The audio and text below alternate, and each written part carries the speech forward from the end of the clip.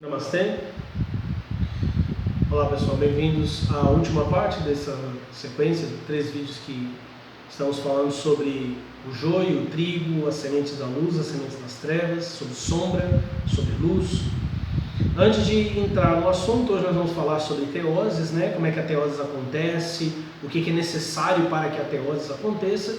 Eu quero lembrar vocês que nós temos uma lista no WhatsApp e você pode receber as notificações da nossa página, do nosso canal por essa lista. Você pode encontrar o link para inscrever-se no nosso site mestrealef.com. Peço a vocês que se inscrevam, porque tanto no YouTube como no Facebook, principalmente no Facebook agora, nós temos tido problemas com notificações. Os vídeos não têm entrado no Facebook na data certa e, para vocês terem uma ideia, eu tenho um outro perfil e estou inscrito no canal Aleph 888 e eu não recebo as notificações do canal, quando os vídeos entram no ar no YouTube. E no Facebook a gente tem tentado programar os vídeos e tem dado problema. Então inscrevam-se na nossa lista no WhatsApp para você poder receber as notificações, porque assim que entrar no ar postagens e vídeos, nós vamos enviar para vocês. Outra coisa, nós estamos nos preparando para o nosso primeiro curso deste ano, que vai ser um curso sobre o livro do Apocalipse. Ele será o único curso que vamos fazer sobre o livro do Apocalipse. Por que será o único curso? Porque o Centro de Estudos Teoses vai dedicar-se quase que totalmente ao ensino da Kabbalah. Nós temos compreendido que a transformação da sociedade e a transformação do mundo exige que os conhecimentos cabalísticos de verdade, não essa porcariada toda que é plantada nos YouTubes e redes sociais da vida, precisa chegar em cada indivíduo, em cada pessoa, nos mais pobres, nos menos cultos, nos mais cultos, nos mais ricos. Isso exige uma dedicação muito intensa. Então nós estamos nos planejando para fazer da Kabbalah messiânica, o nosso cavalo de batalha. Mas eu já havia anunciado o curso do Apocalipse. Aliás, foi o primeiro curso que eu anunciei antes de haver Centro de Estudos Teoses, Nós íamos alugar um espaço na Paulista na ocasião, mas aí surgiu o Centro de Estudos. Então, se você tem interesse em participar desse curso, ele vai ser uma única edição. Algumas pessoas já estão inscritas, nosso espaço é bastante limitado. Escreva para novoaion52@gmail.com, só diz eu quero participar do curso e deixe o seu nome e o seu contato. Nós vamos montar a turma e entramos em contato com vocês. Tudo bem? novoaion52@gmail.com. Se eu demorar para responder, não se preocupe, é que eu recebo muitos contatos de muitos lugares, mas eu responderei, tá bom? E aí nós colocamos você no curso. O curso vai acontecer em São Paulo, mas nós estamos planejando fazer também turmas online.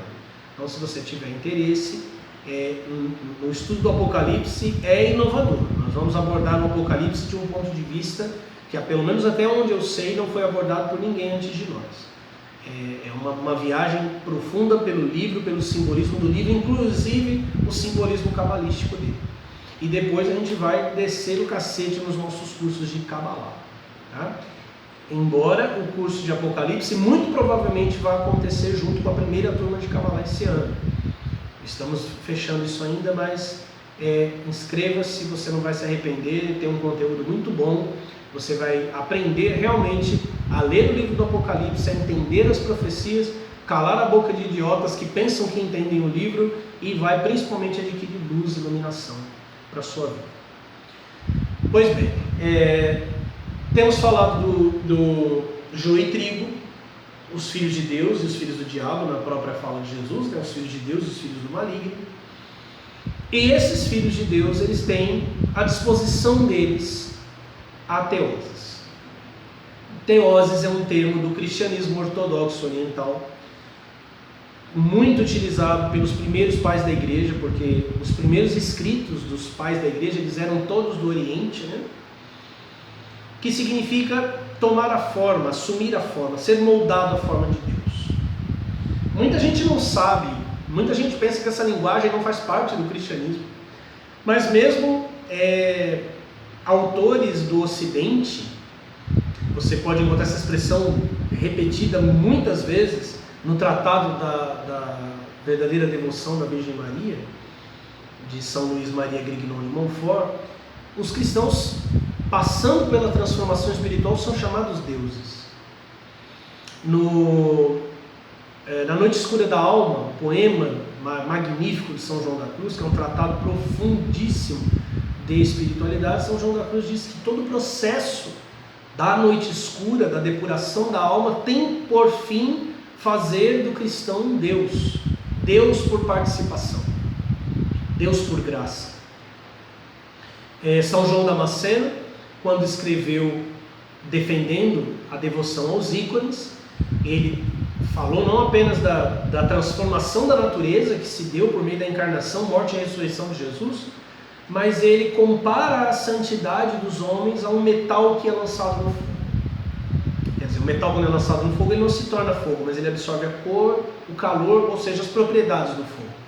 Então, o que no Ocidente é chamado de salvação, salvação é para o céu, né? Salvação é a entrada na sétima morada, como disse Santa Teresa d'Ávila. Salvação é você adquirir a forma de Deus, o calor, as propriedades, o caráter de Deus, é ser perfeito como o Pai Celestial é perfeito. Isso não acontece por uma correção moral, porque você muda seus comportamentos, não acontece por terapia. O cristianismo não é terapia.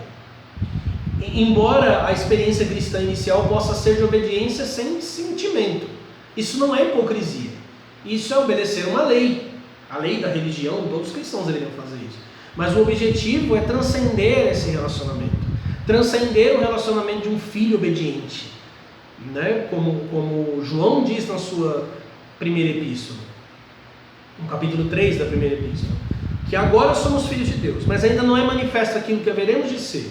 Quando ele se manifestar, ele, Jesus, assim como ele é, seremos. E Jesus é a forma de Deus, é o Deus visível. Então esse sempre foi a busca do cristianismo. No neoplatonismo havia um conceito parecido, que era o da ênosis, que significava você esvaziar-se para tornar-se Deus. Não é o que nós ensinamos a teosis ou teoses, que é adquirir a forma de Deus. Você continua sendo você. O ser você não é um acidente. A pessoa que você é não é um erro. Deus não cometeu um equívoco ao gerar você. Esta pessoa que você é quem Deus quer moldar a imagem dele. Então não é um esvaziamento, um despojar da nossa personalidade, embora algumas coisas são tiradas, né? Porque é uma purificação. O apóstolo Paulo fala isso sobre salvação pelo fogo, na sua primeira carta aos Coríntios. Ele diz que o fogo da presença divina depura, queima palha, queima madeira e depura o ouro. E esse depurar do ouro é o depurar da natureza divina, da centelha que está dentro de nós.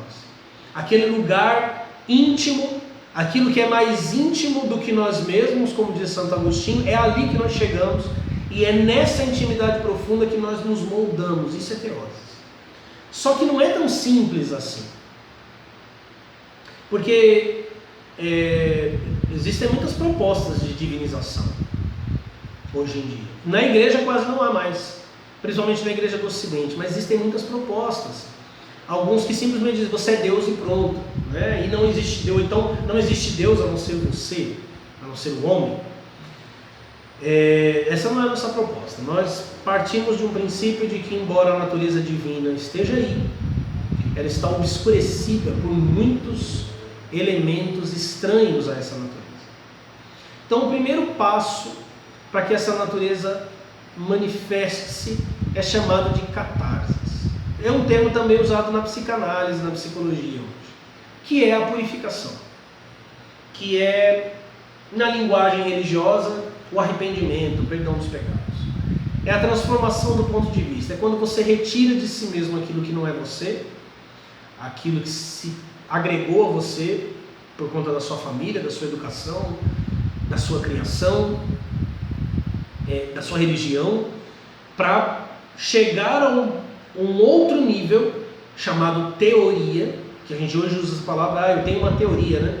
Mas esse termo, ele é um termo do cristianismo e ele existia antes, mas com um nome diferente, era noesis, a visão da alma, a visão da mente.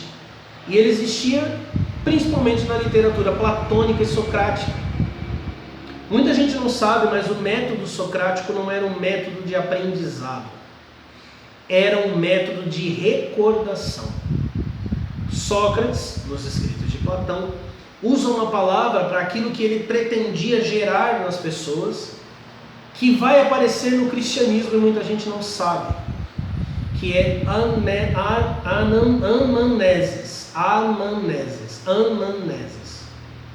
a supressão do esquecimento. Essa palavra, ela vai aparecer depois no cristianismo. O que Platão e Sócrates ensinaram? A alma passa por repetidos renascimentos. Eles acreditavam na reencarnação. E a alma tinha conhecimento de muitas outras experiências, mas ao encarnar, os neoplatônicos chamariam isso de trauma, ao encarnar ela sofreria um trauma e esqueceria. Mas não esqueceria porque seria tirado dela, seria obscurecido. A lembrança seria obscurecida porque a alma se identificaria com o corpo. Diferente do que se diz, Platão não era inimigo do corpo, só que ele dizia que a mente deveria governar o corpo, que é o que o cristianismo também ensinou. A mente iluminada deveria governar o corpo. Então o método de Sócrates era um método não de convencimento, não de como sofistas faziam, uma técnica de retórica e de argumentação que te faria acreditar nas coisas mesmo elas sendo absurdas ou sem sentido. O método de Sócrates fazia com que o professor, o filósofo, o mestre, fosse uma espécie, como ele mesmo dizia, de parteira. Ele fazia com que aquele conhecimento que já estava oculto, esquecido dentro da alma do aluno, viesse à tona. E o primeiro passo, que era fazer com que o aluno eliminasse os conceitos errados, as ideias erradas, por meio de um método de perguntas e respostas. Você vai ver que quase toda a literatura platônica mostra Sócrates envolvido nesse processo de fazer perguntas e de dar respostas, e até que as falsas noções do aluno fossem eliminadas. Esse método era chamado catarsis. E o método seguinte, quando o aluno experimentava noesis, ou seja, a visão do olho da mente, porque nous é mente, a visão do olho da alma, então ele estaria, na linguagem do cristianismo, experimentando a teoria. Porque teoria significa ver Deus, enxergar o divino. Mas você não enxerga com os seus olhos, você enxerga com o olho da mente. Então esse segundo estágio, que são pré-estágios, eles são preparações para a teoses. Esse segundo estágio é quando você começa a contemplar as coisas como elas são de verdade, como elas realmente são. No cristianismo você começa a contemplar a verdade é Deus. Esse estágio é chamado de anamnesis, ou anamnesis, que pode ser traduzido por recordação. No cristianismo, você vai se deparar com a manifestação de Jesus. Jesus vai dizer um termo: eu sou a verdade. Você encontra isso no Evangelho de João. Como nós vivemos numa geração que abomina a verdade, que abomina a possibilidade de que existam formas perfeitas e absolutas das coisas, e prefere viver no relativismo, essa frase parece incompreensível. Em grego, essa frase revela ainda mais, porque a palavra verdade é aletheia. A segunda parte, aletheia, lete, era um dos rios do Hades, que dentro dos mistérios órficos e dentro da filosofia de Platão, era principalmente dos neoplatônicos, mais precisamente dos neoplatônicos, era do que a alma se alimentava, era o rio do qual a alma bebia e perdia a consciência. Lete é literalmente esquecimento. Quando Jesus diz eu sou aletheia, esse termo a é o mesmo que se usa para ateu, né? Que não crê sem Deus, né? Não Deus, ateu. Ou abismos, ábices, sem fundo, né? Que não dá para ver o fundo. Então quando Jesus diz que ele é aletheia, ele está dizendo primeiro que ele é o iluminado, que aquele esquecimento que a alma experimenta, Jesus não experimentou. Jesus está imunizado. É a mesma descrição que Buda atribui a si mesmo. O estado búdico é o estado da compreensão perfeita das coisas, enxergar as coisas como elas são, ter a correta orientação das coisas e de si mesmo, inclusive a lembrança de vidas passadas. Então, quando você lê o Evangelho de João e Jesus dizendo: vocês são de baixo, eu sou de cima, vocês são desse mundo, eu não sou desse mundo, eu sou a porta das ovelhas, eu sou o bom pastor, vocês têm por pai o diabo. O que significa isso? Significa que Jesus está lúcido, que os efeitos do rio do esquecimento não o afetaram. O que isso tem a ver? Bom, a alma precisa recordar, mas a alma está cheia de conceitos equivocados. Então o cristianismo deu um passo à frente do neoplatonismo, do platonismo e da filosofia. O cristianismo ofereceu um sacramento, a comunhão eucarística. Na comunhão eucarística, por meio da ação do ministro que está ali em persona Christi, o cristão come, se alimenta deste ser plenamente iluminado que é Jesus Cristo, deste ser lúcido que é Jesus Cristo. Ele come o corpo e ele bebe o sangue de Jesus. E para indicar que havia acontecido um progresso nesse processo, que Platão justamente anunciou, que Sócrates anunciou, que os mistérios gregos prefiguraram, na última ceia, Jesus toma o pão e o vinho e diz que aquilo deve ser feito em memória dele. E aí, quando a gente pensa em memória, a gente pensa em pessoas que morreram. Os protestantes pensam que é só uma lembrança, porque eles leem o texto em português. Nós estamos lembrando de Jesus, nós estamos fazendo comemoração da morte de Jesus. Não é isso. A palavra que Jesus usou em memória de mim é justamente anamnesis. Ou seja, por meio daquele rito, aquele estágio que Sócrates conduzia seus alunos, por meio de uma dialética, pode ser alcançado, porque nós nos alimentamos do plenamente iluminado. Existe uma outra palavra para recordação, nomos. Nomos. Jesus poderia ter usado essa, se ele quisesse apenas ser lembrado. Não, Jesus não disse. O ritual eucarístico, ele é o sacramento.